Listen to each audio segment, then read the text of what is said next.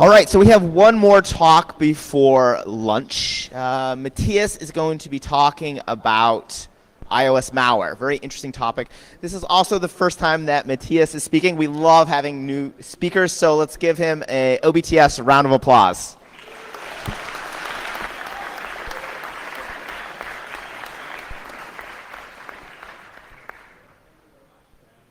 For having me. It's a pleasure, of course. So let me shortly tell you something about who I am. So my name is Matthias. I'm working at Deutsche Bahn at the mobile security team. So we're basically responsible for the security of every mobile device which is operated by Deutsche Bahn. And shortly ago, I wrote my master's thesis about the detection of iOS malware. So a lot of the things that I'm covering in this talk today are still valid, even though that thesis was handed in 2019. And if you like to connect on Twitter, my link is Healthy Driver without an A. That's some kind of a childhood mistake.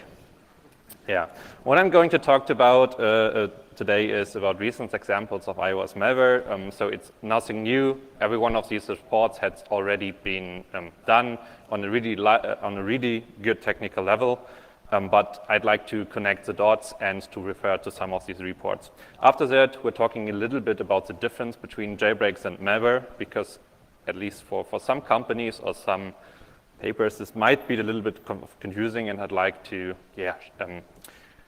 shine a little bit of light on that one.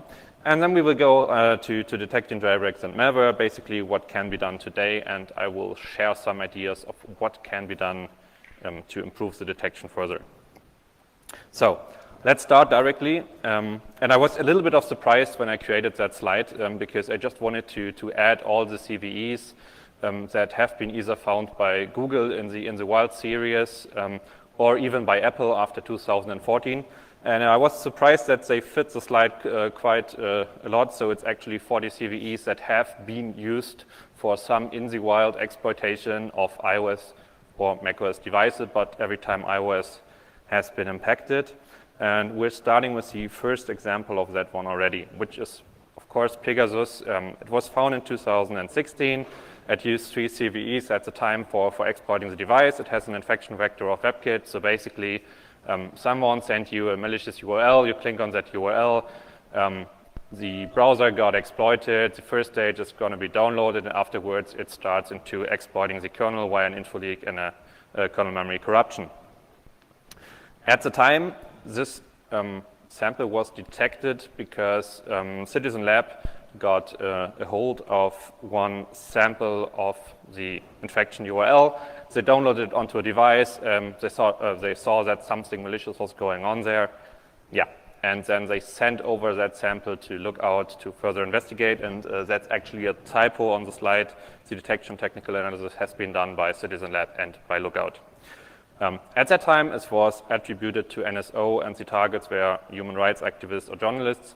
And to be fairly clear, it's not NSO who is targeting that people, but of course, it's the customers of NSO who are basically targeting that one. And NSO is just selling it. It had some kind of special features, which were like persistency. So if you reboot the device, the malware was still there.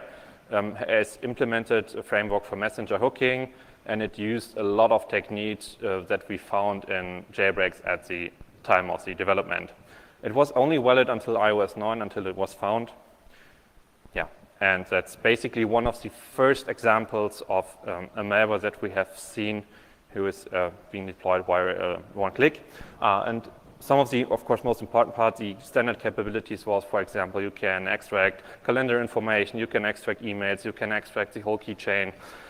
You have access to the whole file system, you have access to the camera, you have access to the network, and you have, of course, access to the location on the device. And basically, you don't need to have every one of these single capabilities. I think file system access is even enough on a device. And yeah, basically, if you ever have been to a talk of Sarah Edwards or one of her trainings, you know what you can do if you have file system access on an iOS device and what you know about that person's life after that time. The second example, and it's quite funny because I was handing in my master's thesis in 2019 at the end of September, and Google just published that report in August. So I had basically everything on a practical side for my thesis already done. on a theoretical side, and then they published that report, and it's just matched perfectly to what I had done by myself. So yeah, on the one hand, of course, you have something which is then out there. You cannot like shine light on something new, but on the other hand, you have a practical validation for something that you did in theory, which was actually quite nice. So this malware was a campaign against a group of people. I think it's a group of Muslims inside of Nepal. And it had the basic standard capabilities as the Pegasus malware had also, except for monitoring the network traffic. I think in total it were like 14 CVEs which has been abused at that time on 5 different campaigns, and it went from iOS 10 to iOS 12. The detection has been basically made because Google found, or Google Tag found, the infrastructure which was used for deploying that malware. And they were able to download the implant, they were able to download different exploit chains. Yeah, and the infection vector at that time was still WebKit, so it was also a one-click vulnerability. The attribution is kind of unknown at that time. Due to the target group, it might be that it's related to China, but I think no one can really tell. Yeah, and the technical analysis and detection, that's another typo here, this is also, of course, which has been done by Google Project Zero and Google Tag. Yeah, if you want to follow along the technical analysis, you can just go to the links on the slide. I will share the slides later on. Yeah. Then the third example, it's the second version of Pegasus, as I call it, because it's not using a one-click exploit anymore, it's using a zero-click, and it also doesn't use persistency anymore, at least as long as we know it. But honestly, if you have the possibility of just reinfecting a phone over and over again without the user being able to defend against it because it's a zero-click exploit, you basically, if the user is accessible, you can just exploit him. I don't think that persistency is really something that you want to go there as a developer of malware. Yeah. We only know of one really CVE which was related to that. That's the forced entry CVE, which was also analyzed by Ian Beer and Samuel Gross at Google Project Zero. We cannot say at the moment what are the capabilities of that malware, because the implant that has been used, they were never able to recover that implant. But what I can fairly say is that it's at least possible that all the other things that have been done on the first sample in 2019, which Google found, can also be done by Pegasus. So it's not really sure. Maybe they did something more, maybe they did something less. Without the implant, we cannot really tell. Yeah, Citizen Lab and Amnesty International found that one actually by looking at iOS backups and forensic artifacts. They found some discrepancy in different parts of databases.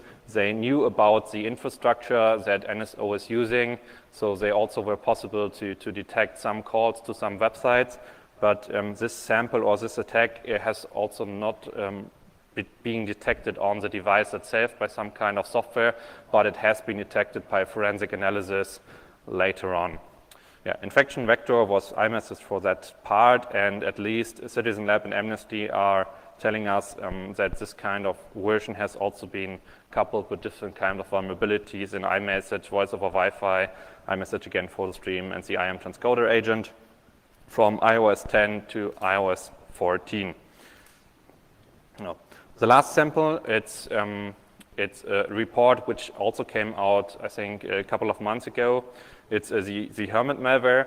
In comparison to the other samples, this one is it has an infection vector of a site-loaded application. So that's something that you as a company at least can basically, if you're using an MDM, you can completely protect yourself against. So it's kind of a rare sample. But this malware used a couple of open source exploits which have been used for jailbreaking, like Lightspeed, Sockport, time waste. And they also had 2 0 days. And I think Ian Beer will talk tomorrow about one of these more. So I don't want to spoil you the talk. Yeah, but there's also a nice blog entry on the website on how these exploits work. Still, we didn't recover any kind of malware implants, so we don't know what the capabilities of that malware are.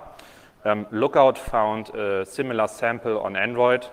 So I also deducted that some of these capabilities might be the same, and I've added the same capabilities that I had for like the standard malware example that we had in the past. Yeah, the targets have been people in Kazakhstan and Italy, and the attribution goes to RCS labs.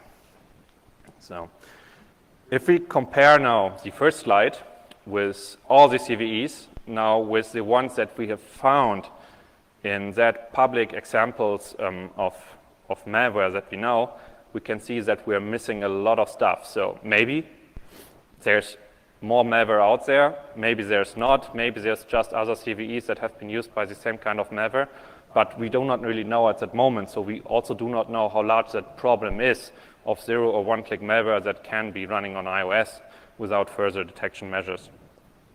Before we go into that, let's talk a little bit about malware and have first a recap of jailbreaks. So as we've seen in that great talk of Linus, the process of app jailbreaking is at least you start with an exploit. Of course, you need to have some kind of infection vector. You then have typically a stage of elevation of privileges to make jailbreaking a lot easier for you. So you try to get rid of the sandbox. You try to get to be the root user. If you need some kind of entitlements or PPA bypass, etc. Then you're creating a shell environment, and after that, you're basically creating an app store and tweaks and Cydia. So there are two types of jailbreaks. The one is app jailbreaks, and this is also the one which relates more to malware, at least that's the current state, which basically need an application to start the jailbreak. It's a semi or and it's semi-untethered, or it's an untethered one, which basically means sometimes it can be reboot safe if you have an untether, or you just need to restart the jailbreak after every reboot of the device. Some public examples are Uncover, Fugu 15, which hopefully will be released in a couple of days, and Chayote, which is at the current state not released. Then we have boot jailbreaks, like Checkrain, which are tethered, and the jailbreak is happening during the boot process. I make a distinction between both of them because the security mechanisms which are basically disabled are different if you have an app jailbreak or if you have a boot jailbreak, because if you are able to set the boot arguments of iOS, you can just disable a lot more security mechanisms than if you are just an application, because you don't have the ability to basically patch the kernel binary thanks to KTRR. So that means you cannot disable just mechanisms on the fly, which you can basically do if you're able to change the boot args. Then for me, there are three different parts of jailbreaks. There's a research jailbreak, which will just provide you a basic shell environment. For example, Mach Portal did, I think, in iOS 10, so from INBeer. Then you have a developer jailbreak, which allows you to further develop the jailbreak. Maybe you can start developing on tweaks, but this is still something which is a little bit risky. So if you do not know what you're doing on the operating system, you can still break your device, you can still get into troubles. And you have a user jailbreak, and this is what the final examples of Uncover, Chayote, and so on basically are. So they have a nice GUI, they are shiny, they have tweak support, they have comfort features, they allow you to restore the device, and these jailbreaks are basically made for the end user. But these are also the jailbreaks that typical jailbreak detection is looking at. So it's not looking at the more like advanced jailbreaks, which may be more risky or maybe more similar to malware. It's basically looking at user jailbreaks. So if we compare that to malware on a technical level, we have some kind of comparisons. So malware always has also that infection vector. It has some exploits which it may be using for the infection vector. It has also a kind of elevation of privilege stage or post-exploitation, depending on the need of the malware. And then it doesn't do, or at least the most often didn't do a lot of device changes on the device, and then it has some activity like a malicious app or implant or a command and control server. If you compare that to a jailbreak, the first three stages are basically the same.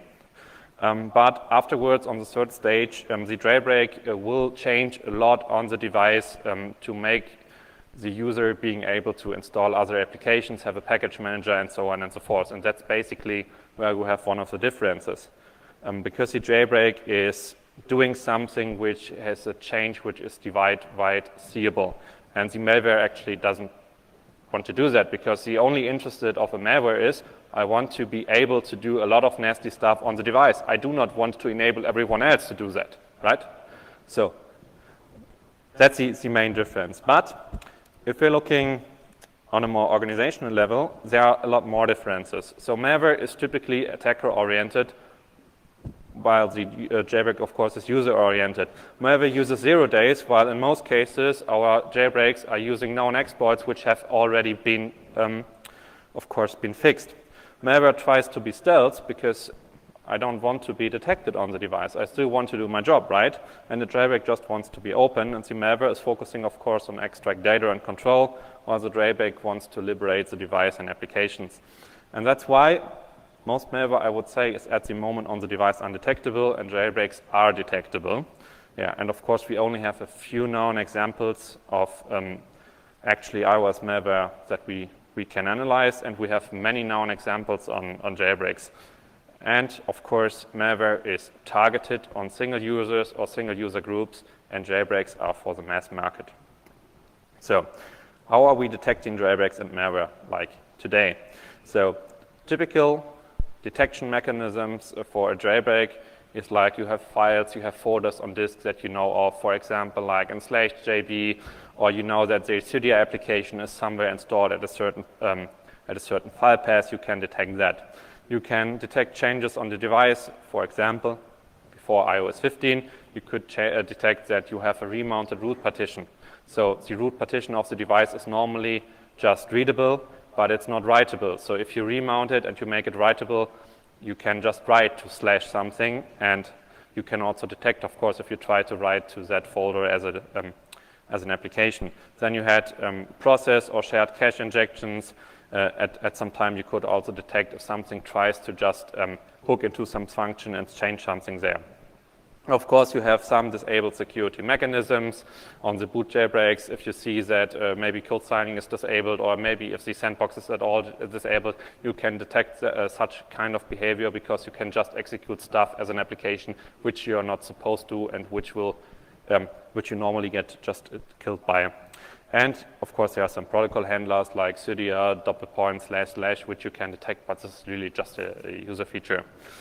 But detecting is one thing, the reporting is a completely other thing, and this is where I think we are lacking most of the problems right now, because most jailbreak detections are just, they're detecting a single file on the file system and just saying, oh, I've got a jailbreak.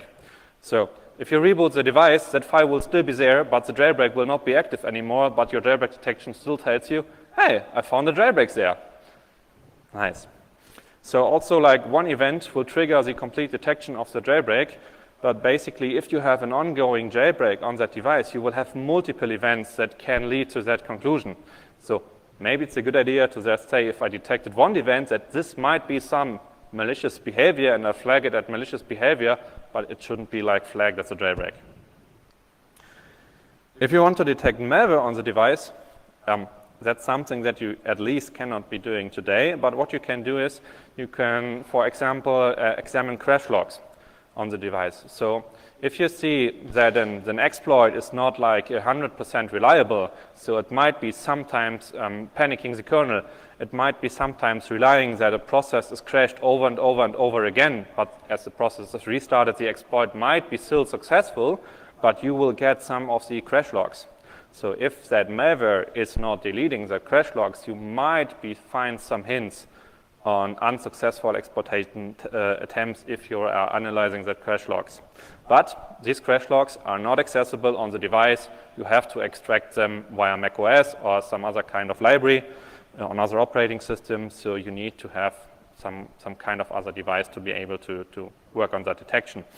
Then, of course, you can do some network analysis. You can use local VPNs on the device. Maybe you see that there are some calls to some servers being made which are known for malicious behavior. Maybe you see that there's a lot of data which is transported from the device to somewhere else, and you can find some malicious patterns or some heuristics. But honestly, this is a lot of manual work, and I don't think that this is really something which is successful at the moment. Then, of course, you can do forensic analysis if you are being able to jailbreak the device to get a file system dump to do the forensic analysis, or you can work with an iTunes backup. And like I told you, Pegasus, the second version of that, and the MVT that Amnesty developed to find traces of Pegasus, it works exactly that way. But at most of the time, this is like looking for a needle in a haystack. Because first, you need to know that the device and the backup you're looking for has been really infected by a malicious software, so you need to know if that needle exists or not. So that's the first problem. And afterwards, if you know that there might be a needle because it has been infected, you still have to look at lots and lots and lots and lots of databases to maybe find some discrepancy or maybe find some artifacts. So that's a tedious task, and I'm really amazed of what Amnesty and what Citizen Lab did at that time to really find that, because I think that's a crazy, crazy amount of work. And then the last option that we have, of course, if you have access to your own zero-day kernel exploit or your own exploits on an older version of iOS, then of course you can use that exploit to elevate your own privileges, have a higher, just have higher rights on the device, and you can look at more and different examples to maybe find this kind of malware. And actually, maybe it's a good idea if you're belonging to a group which might be targeted by like zero-day, zero-click malware. Maybe it's a good idea to stay on an iOS device which is vulnerable, so you can try to detect it, because it doesn't make really a difference if you're on the latest version and you get hacked by the same zero-day, zero-click.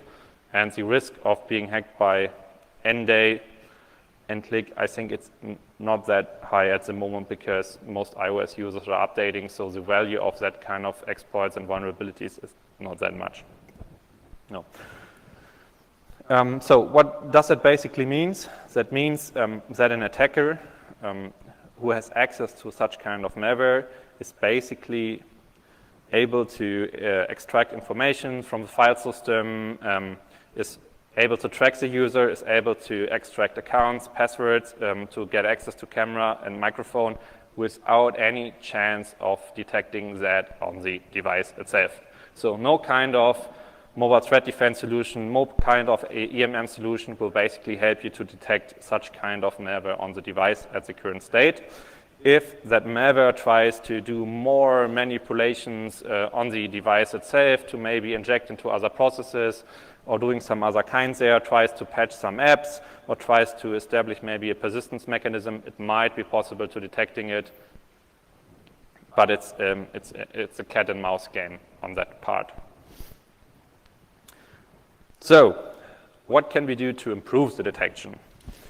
For better detecting jailbreaks, it's basically quite easy, because you don't want to detect jailbreaks. Actually, that's the thing that you're trying to detect is malicious behavior on a device. So you shouldn't flag a jailbreak as a detection there. You should try to flag every malicious behavior on the device, and you call it first that you found some artifacts, that you found maybe some instance of system tampering, and then you can still try to find out if you found 5 or 6 or whatever different artifacts, then you can map that to a jailbreak. You can also try to map some of these artifacts that you found on the device to known jailbreak samples which are on the market. And then, of course, you have to think if the user install, like, for example, Uncover or Checkdrain on the device, this is most likely not something malicious going on there. It's just the user which wants to do that. So maybe it's a better idea to just ask the user if he wants to do it or not, but I don't think that you will have some kind of malicious or malicious attacker ongoing if it's a valid jailbreak which is detected. So then you should differentiate between an active and an inactive jailbreak, because just think about the user just restarts its device, it updates the device, there might be some artifacts which are still on the operating system, it's detected as that. The user don't have the possibility to exploit its device anymore, and it's just because a single file has been there and it stays after an update of the operating system, your device is still flagged as jailbroken, so you can basically not use it anymore with such kind of behavior. So this is just crappy detection, and it's not really helpful at that time. Then, of course, you should differentiate between app jailbreaks and boot jailbreaks, because they're just doing different things on the device. And at least as someone on a company who tries to defend devices, you want to know, was it a boot jailbreak or was it an app jailbreak which the detection came from? Yeah, and of course you want to validate your findings on iOS versions, device types, and etc. So if you have a finding on the latest version of iOS, and it's just a file, I can tell you this has not been any kind of jailbreak, which is your problem. Maybe it's just a single artifact. But if you detect that there has been like a remount of the root partition on the latest version of iOS, this is definitely something you want to look into it. But if it just calls jailbreak, you're starting at basically nowhere. So you need to get more information, at least from a company who's trying to defend its devices. And as a user, I would like to have the same information as well. If you want to improve the malware detection, of course, something which is always good if you want to improve stuff, you could always improve the code quality and add more exploit mitigations. But it basically doesn't have to do anything with malware detection. But I think one of the first and necessary things that Apple could be doing is giving us something like that endpoint security entitlement that we have on macOS, also on iOS, and giving us like forensic capabilities of maybe accessing the file system, of maybe accessing also the RAM of that device. Maybe giving us on the device itself additional capabilities like looking into a process table at some parts of the device. I think Apple is really, really great at preventing exploits, at doing exploit mitigations and all that stuff, but I think they are lacking at the detection side of such kind of malwares on the device so far. So if I had to wish for something, I think at least to having access to the file system as a trusted application, or having access to some kind of endpoint security entitlement for more information as just for a trusted application, that would be really something that would be really great. Yeah. What companies can of course do, and they should do, is monitoring the network traffic, and they should, if they want to implement some kind of jailbreak or malicious behavior detection, they should do it by application. Because if you just have one application on the device which is responsible for your whole security and for the detection of everything, as an attacker, if you just know the 5 companies are doing endpoint protection, you can just basically shut down their processes, you can put them on hold, you can just avoid these kind of applications, and you can still doing your nasty stuff. So if you want to implement that your process, so you should take care of your own application, that your process is not going to be hijacked of some kind of malicious application outside. So together for companies and for iOS experts and defensive companies, you can do crash log and forensic analysis together, because this is something which is quite expensive. You need to have an intensive knowledge. This is not something that your standard company can do alone, but you can do it together with some kind of experts or defensive companies who have that knowledge available. What I also would love to see more is training on malware detections by maybe Amnesty, Citizen Lab, or Google Project Zero. So the guys who found that kind of malware, it would be really nice to have the advantage of looking into how they did that, to just train other people. The more people who are looking at these kind of things and have that capabilities, the better it is for us to really find also other players who might be still ongoing and we do not know about. The same applies for training on iOS exploitation, also on jailbreak development. If you look at the current state of that community, if you want to get into it, you have to learn a lot of stuff. And for new students, it's just not possible to buy a $5,000 training for iOS kernel exploitation. And also, if you look at training companies like Xans, for example, they don't really have an advanced course on ARM exploitation or even on mobile exploitation. So I think we have a lack there on training capabilities at these really needed skills, and more like on the advanced side. And of course, I would like also like forensic companies like Celebrite, Magnet, and all the other ones who are offering that kind of possibility. It's quite nice, but this is not tailored to do malware detection. It's more like to find out who did what at what time level, but you can use a lot of data there to find out which process might have been doing something on the device, which are typical process on the device. So if you have a lot of these backups from different devices, from different iOS versions, there might be something in there which can make it easier to do the detection. Some more research ideas is combining some EMM or MTD with crash log and forensic analysis. You need to have, of course, 2 clients because you cannot do that on the device. That's maybe another idea for Apple to give us access to crash logs, at least with an EMM system. But you can, of course, just have a macOS client or a Windows or Linux clients extracting that data from that iOS device which is connected to it, and even if it's just once a month, and then use it for a combined analysis with your EMN and MTD system that you have on the other side. And of course, I think in iOS backups and file systems, there is lots of databases, there's lots of data there, and we just started to figure out what we can use outside of these databases to use for malware detection. So to sum it up, I think Apple's walled garden raises the bar for exploitation every year, and it really gets harder and harder and harder if we look at what Linus had to do to pop the latest iOS version, like combining 4 or 5 vulnerabilities. It's a lot of work, which is good for the consumers. It's bad if we want to analyze the system. Then we should take care of that we do not confuse malware with jailbreaks. We want to look at malware. We do not want to detect jailbreaks because jailbreaks are made for the user and malware is made for the attacker. The typical jailbreak detection at the moment is aimed at user jailbreaks. It's not possible to detect exploits and malware with an app on the device. We have to make improvements on several levels, and no one can fight this problem alone. So Apple won't solve this problem alone. We have to work on that as a community together if we want to get a stronger foothold here. So I like to finish with a side of Ian Beer, which he made when he was analyzing the malwares in 2019, and I think this sums up the current state of iOS malware detection on the device quite nicely.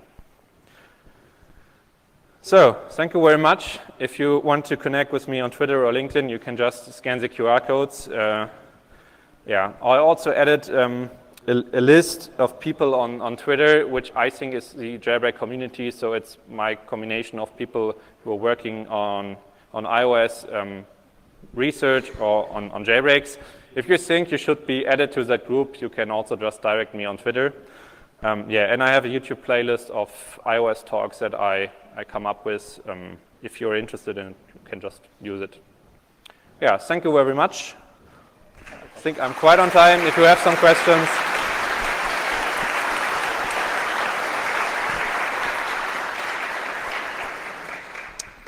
So you mentioned it would be fairly simple for malware to detect if one of those security apps are running on the device, Yes.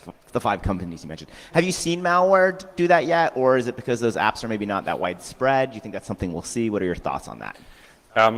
I did not see it, but because I don't think that these applications are at the current moment able to detect this malware. So you can just stay stealthy in your way. You can do whatever you like. You do not have to even be stealthy on an exploit level. You just have to be stealthy on the kind of malicious activity that you're on the device. And I don't think that hooking into some kind of process is necessary anymore. You can basically just extract all the files from any major messenger application and you just get the raw data. So the SMS database, it's not encrypted. You get all the iMessage traffic there. Same applies for emails, WhatsApp, Telegram, I think Google Mail as well. So basically it's just free meal.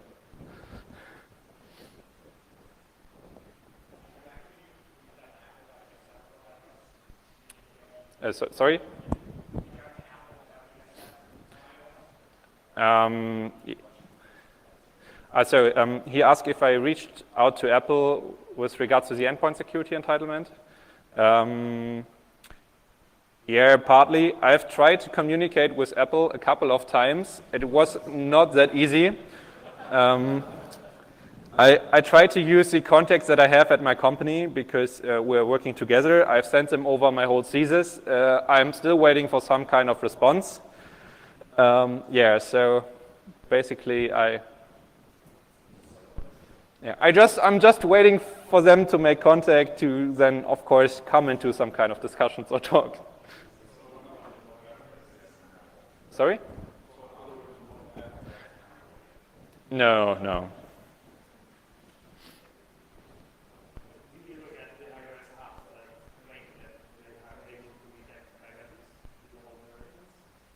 Yes. I think the old version of Pegasus can be successfully detected because they're doing some stuff on the device like remounting. They're using some frameworks like Substrate to inject into some kind of applications. So that's all behavior where you're not staying to yourself, you're trying to change something on the device. This can be detected. I never tried out the old version of Pegasus to actually see if that works or not works. I've got into iOS research on iOS 11, so it was already 2 years old. No more questions? Briefly, how do you think lockdown mode will impact either the attackers and or their malware? Is it just more of a exploit mitigation, or do you think even if they're successfully able to bypass it, it'll somehow get in the way of some of the malware? Lockdown mode is great for trying to defend against exploits like on iMessage, but basically it's also something that Ian said. If you just need to find some other kind of vulnerability which might be more powerful to bypass it, then exploit mitigations might not do the trick. So if I can start with like an exploit on WhatsApp, which has been done by NSO, then lockdown mode doesn't bring me anything advantage at all.